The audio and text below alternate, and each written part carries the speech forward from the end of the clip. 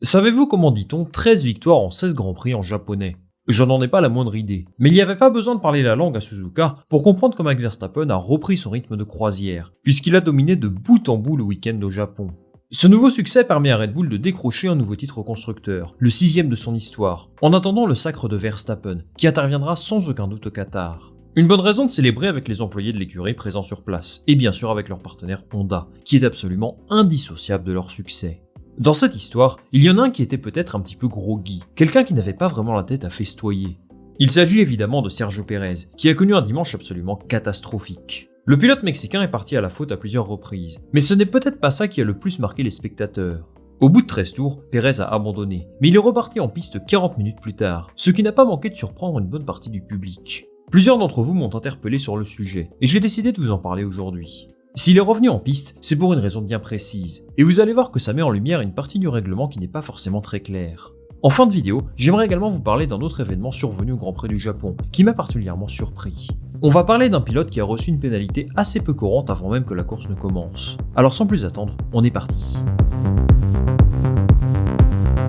Sergio Pérez aura attendu plus de 25 tours dans son garage avant de pouvoir revenir en piste. Une éternité pour lui, qui a dû abandonner à la suite d'un contact avec Kevin Magnussen.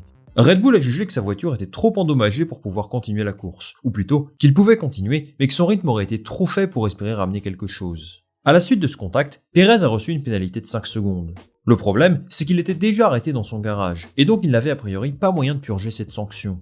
Alors dans ce cas-là, que se passe-t-il? Eh bien il faut se plonger dans le règlement sportif de la FIA pour comprendre quelles sont les options possibles pour lui, et sur le papier, c'est plutôt clair. L'article 54.3 alinéa D nous indique ceci. Les commissaires peuvent imposer l'une des pénalités suivantes à tout pilote impliqué dans un accident. 5 secondes, 10 secondes, drive-through et stop and go.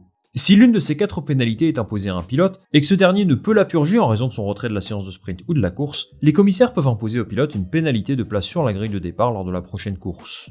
En clair, si Sergio Pérez n'avait pas pu repartir, il aurait pu être sanctionné lors de la prochaine course, c'est-à-dire le sprint au Qatar. On ne peut pas dire avec exactitude quoi exactement, mais ça aurait sans doute été 3 ou 5 places de pénalité sur la grille de départ. En fait, le mot important dans cette histoire, c'est peuvent. Les commissaires peuvent imposer au pilote une pénalité, c'est-à-dire qu'il n'y a ici aucune notion d'obligation. C'est donc au bon vouloir des commissaires. En fonction de la situation, ils choisiront d'appliquer ou non une pénalité pour le pilote. Si Sergio Pérez a attendu aussi longtemps dans son garage, c'est sans doute parce que Red Bull évaluait la probabilité qu'il soit sanctionné au prochain Grand Prix. Entre nous, ce n'est pas quelque chose de courant, mais ils ont préféré prendre les précautions nécessaires, et donc le renvoyer en piste.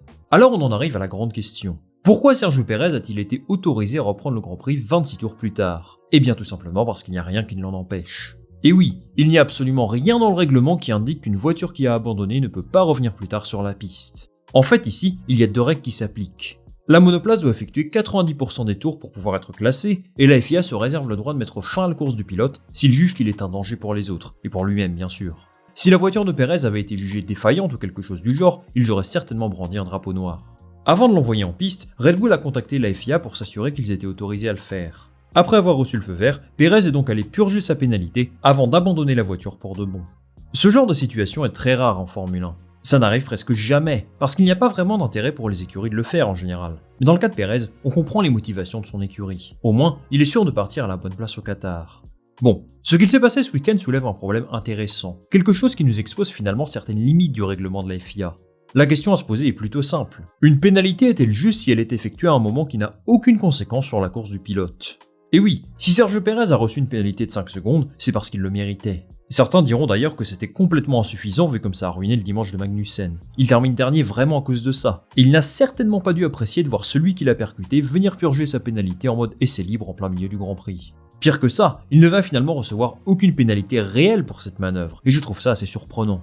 Dans cette situation, Red Bull a fait le bon choix. Ils ont su exploiter une faille du règlement, et c'était effectivement la chose qu'ils devaient faire pour s'éviter des complications au Qatar. Aujourd'hui, je pense que c'est davantage la FIA qu'il faut blâmer. Que quelque chose comme ça arrive, ça montre que le règlement est tout simplement incomplet, ou pas suffisamment clair. Malheureusement, ça dure depuis trop longtemps. Je me souviens par exemple de Schumacher qui reprend sa place sur la grille en 2005 en Turquie, après avoir abandonné, histoire de s'éviter une pénalité pour le Grand Prix suivant.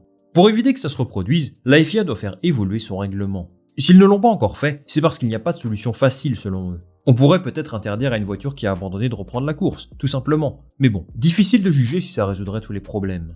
N'hésitez pas à me dire en commentaire si vous avez une solution pour aider la FIA. En tout cas, il va falloir apporter quelques changements, ça c'est sûr. Allez, avant de se quitter, j'aimerais revenir sur l'autre grande déception de ce week-end à Suzuka, Logan Sargeant.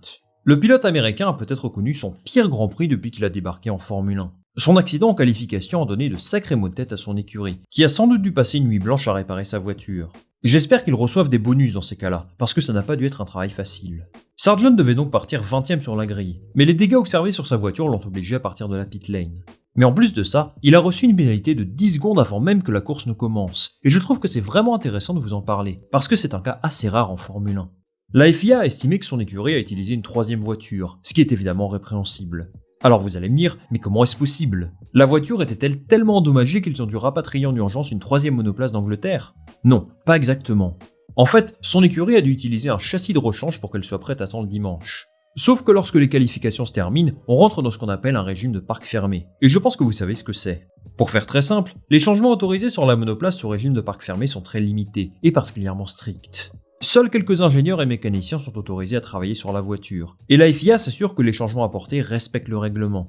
Forcément, lorsqu'une voiture est aussi endommagée que celle de Sargeant, les commissaires sont plus souples, ils autorisent beaucoup plus de choses. Mais la voiture était tellement mal en point qu'ils ont choisi d'apporter quelques modifications qui ne rentrent pas dans ce qui est normalement autorisé, ce qui obligeait donc Logan Sargeant à partir de la pit lane. Mais en plus de ça, les commissaires ont estimé que le travail réalisé sur le châssis de rechange avait altéré la voiture au point qu'on ne pouvait plus la considérer comme identique à celle utilisée en qualification.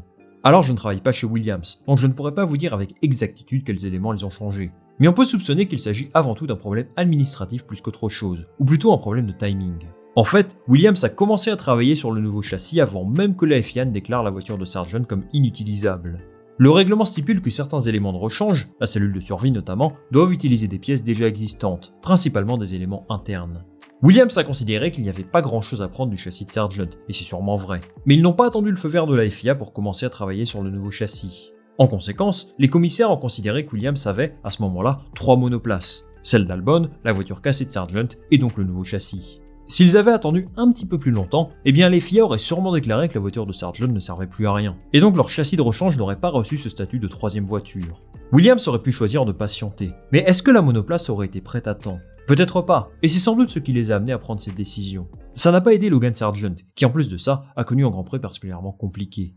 Le problème pour lui aujourd'hui, c'est que ces crashs à répétition vont peut-être l'obliger à utiliser des vieilles configurations, et non pas les évolutions qui sont présentes sur la voiture d'Alex Albon. Parce que ça coûte cher à produire, qu'ils doivent respecter le budget plafonné, et qu'ils pourraient avoir une pénalité s'ils utilisent trop de nouvelles pièces. Il faut absolument qu'il se ressaisisse, parce qu'il reste une seule place sur la grille l'année prochaine, et c'est la sienne. Son patron le défend bec et ongle depuis le début de la saison, mais avec un Liam Lawson ou un Felipe Drugovich disponible sur le marché, eh bien ça pourrait compromettre ses chances d'évoluer en Formule 1 la saison prochaine. On attend un rebond dès le Qatar, mais vu qu'il va devoir rouler avec des vieux composants, eh bien la tâche s'annonce ardue. Merci beaucoup les amis d'être restés jusqu'au bout de cette vidéo. Dites-moi en commentaire ce que vous avez pensé de la pénalité de Sergio Pérez, et si vous avez une idée pour faire évoluer le règlement de la FIA, et n'hésitez pas aussi si vous avez un petit mot sur les performances de Logan Sargeant, parce qu'il risque bien de perdre son siège en Formule 1. Moi je lirai tout ça avec attention. Comme d'habitude, je vous invite à liker cette vidéo si elle vous a plu, à la partager autour de vous et bien sûr à vous abonner. Ça m'aide énormément pour vous proposer toujours plus de contenu. On va se retrouver très vite pour une nouvelle vidéo. Salut, à la prochaine!